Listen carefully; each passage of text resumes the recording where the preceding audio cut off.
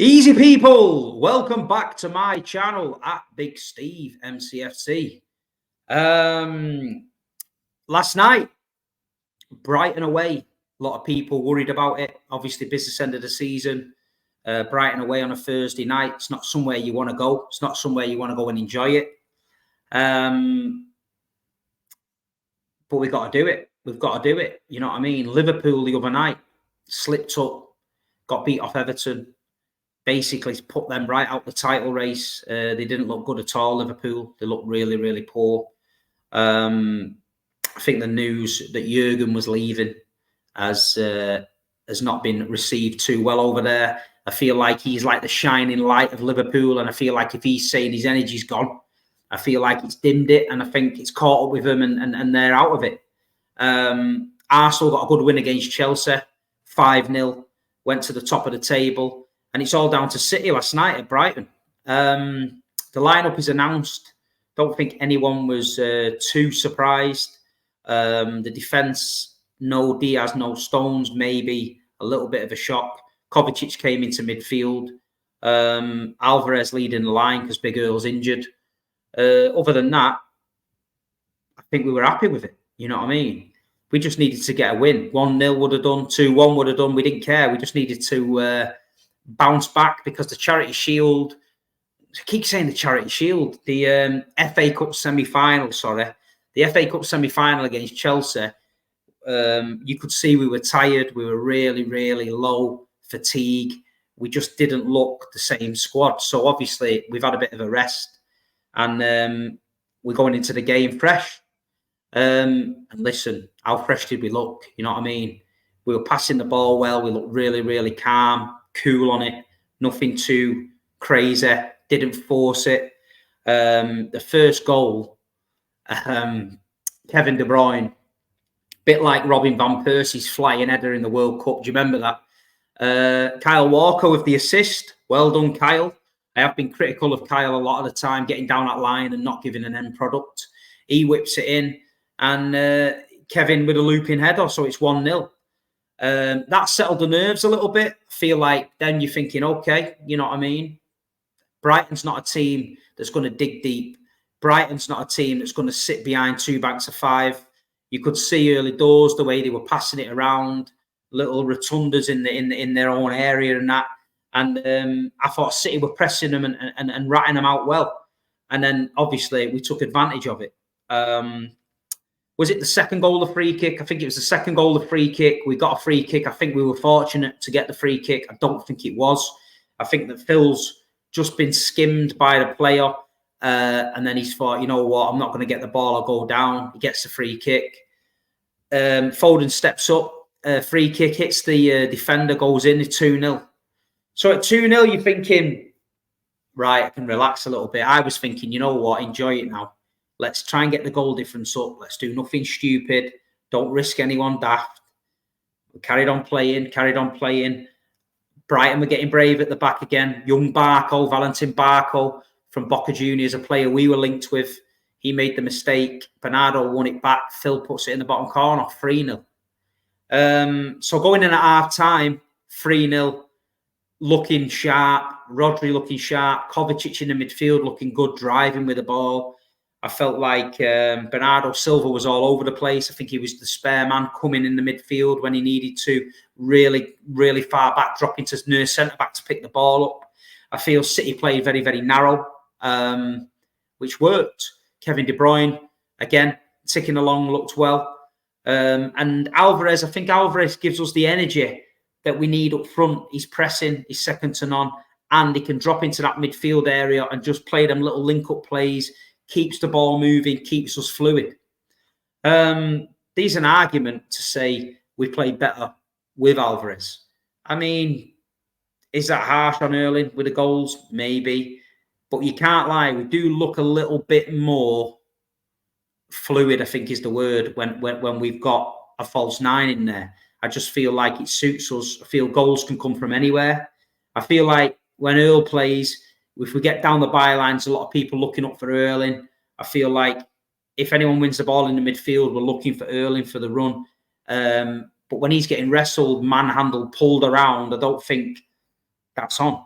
I think going forward, City's going to have to come up with a system where we get him in and we get him playing again, because I do believe that we're one tweak away from something where we get a full pelt Erling Haaland back and we can see him smashing the goals in. But I thought Alvarez did well. I thought he worked so hard off the ball as well. I feel like he was leading the press and the boys were coming behind him, Foden, Kovacic, etc., Bernardo, squeezing Brighton into little corners and winning the ball back. Second half, much of the same. I feel like Brighton made some changes and tried to go for us. Full credit to De Zerbi for that. A penalty shout. Rodri pulling one of their lads down in the box. I mean, I've watched it this morning. Rodri does pull him, but the contact starts outside the box.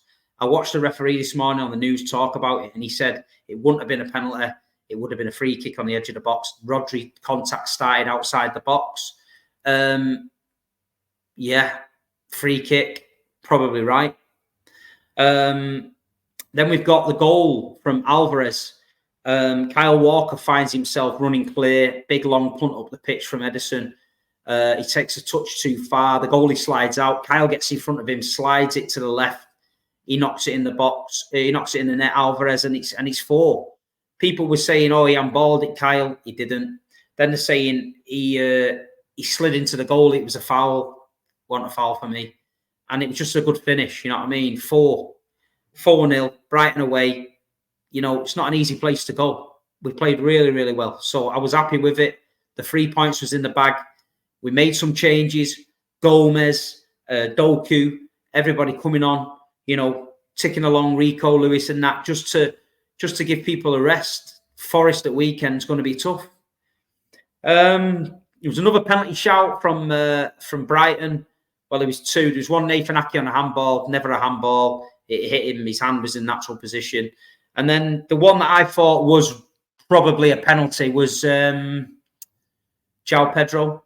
I feel like he did get clipped by Guardiola. I think that could have been given as a penalty. If I'm a Brighton fan, to be honest, I'm going to be a bit disappointed with that. But listen, it is what it is. We've scored 4 goals. It's 4-0. You know what I mean? It wouldn't have made a difference 4-1, 4-2. We were coming away with 3 points. That's all we need is the 3 points. Big shout out, big credit to the travelling supporters.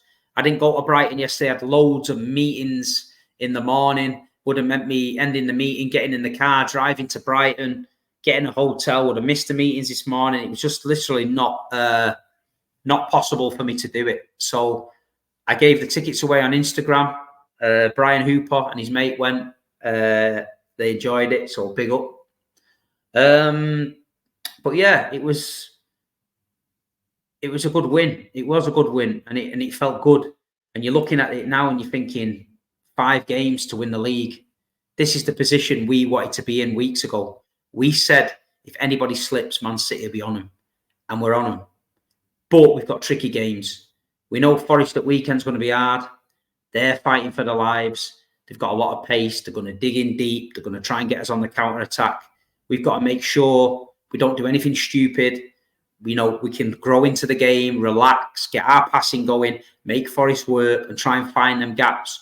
Let's not go gung-ho on Forest, get caught on a counter-attack, find ourselves 1-0 down. They've got something to hold on to. They dig deep, and then we're struggling. We don't want to do that.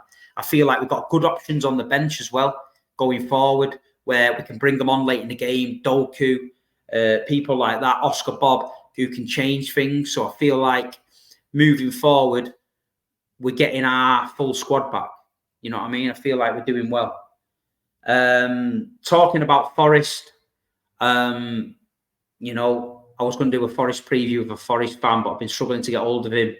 So it's much of the same for us now. You're not going to get any massive previews out of me now. It's all about winning. It's all about getting the next game, 1 game at a time, get in there, get the 3 points, get out, rest, recover, go again, 3 points, out, rest, recover, go again. That is all we need to do.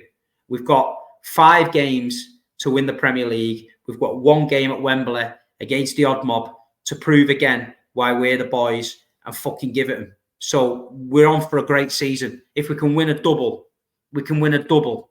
an FA Cup 4-timer in the Premier League. It's unbelievable. It's unbelievable. Like I say, any other season in the world, that's just a legendary season. You've won a double, the FA Cup and the Premier League. We're on the verge of doing it. We've got to stay together as a fan base. We've got to stay together off the pitch. We've got to get behind the lads. The other night at Brighton, all I could do was the City fans on the TV. 100% keep it going. Do you know what I mean? We moved to Forest at weekend, and we need to show them that why we're the champions. I remember going there last year, little boozer outside on the corner, Arsenal playing Villa, and Arsenal won last minute off the crossbar, hit the Villa guy on the head, went in, and then we went into Forest and drew 1-1. So frustrating, had about 20, 30 attempts and come away with a point. And that was when last season, when I was driving back from Forest, when I thought, have we got enough in the tank to do it? And they went and proved me wrong, and they won the treble. So I have got them nervous feelings going to the end of the season. Forest is going to be 90 minutes of pure madness because so much rides on it. But I'm confident. I feel like we go there, we show Nottingham Forest why we're the champions, and we get the job done. And I feel like the pressure's on Arsenal. They've got to go to Tottenham. Tottenham are chasing Villa. Tottenham, it's the derby. For Tottenham fans, there's nothing better in this planet if they can stop Arsenal winning the league. Yeah? And that's what they've got to do. That is what we're going to do. Other than that, not a lot of things been happening. Did the stream before, Title Talk on Turkish London channel. Great stream. Me, James Redmond, and Turkish talking about Arsenal, Liverpool and City. No bullshit, no arguing. Just a good conversation between three football fans. Go and check it out. It was decent. But let me know, Blues, what you think. Let me know. Is Forest going to be tough? Are we going to do it? Can we get this 4 title over the line? Man United coming up in the FA Cup. Let me know if you go in. You go in to Wembley. Let me know your feelings on it. Erling Haaland, Alvarez. You know, how can you write a player off that scores 50-odd goals in his first season, wins you the treble? Best striker on the planet for me. But admittedly, the chances are drying up, so we need to put it right. Feel like Jeremy Doku coming off the bench now. He's starting to learn a little bit more. Feel like his end product is getting better. But there's one player I've got to talk about, like this season, standout season, Phil Foden. Stockport Iniesta. Beginning of the season on the overlap, they said, what are you thinking about Foden? I said a lot of City fans know about him, how good he is, but we just don't know where his best position is. We feel like he was getting pigeonholed out on the wing. But now, Phil Foden in the 10, the creativity, the way he can turn with the ball, the way he drives with it, you know, I feel like Pep can trust him. I think Kevin De Bruyne last night said on the interview that, you know, he's doing things in the 10. And it's full credit to Phil Foden when you realise that if Kevin De Bruyne's missing out the team and you've got Phil in the middle, you're not worried because he's now adding goals and assists. It's not like Kevin's out the team and we're not getting any goals or assists. I feel like he's watched De Bruyne for long enough now, and he realises that if I'm going to play in the 10, I need to hit the De Bruyne levels. I need to get the goals. I need to get the assists. I need to create, because otherwise there's no point in me being there. Kevin De Bruyne is the level where Phil Foden has had to get to, and I feel like he's there. I feel like Phil's there. And another player I'm going to mention for praise this season, Manuel Akanji. I mean, 14, 15 million pound signing. So strong, so powerful. Feel like he's improved his passing. Feel like his decision making's improved. I feel like his stepping into midfield has improved. And I feel like he doesn't get enough credit. I feel he's very, very underrated. I don't think he gets enough credit. So one, for me, Manuel Akanji, you are a legend. Keep doing what you're doing. But Ruben Diaz, Johnny Stones rested. Kyle Walker setting up 2 goals. Phil Foden on the score sheet. Kevin De Bruyne doing flying looping headers. Don't get any better than that, Blues. It doesn't get any better than that. I will see all of you guys down at Nottingham Forest on Sunday. If you see me, come and say hello. Let's get behind the boys Sunday. Come on, City. We've got a title to win. Let's go and grab it. Up the Blues.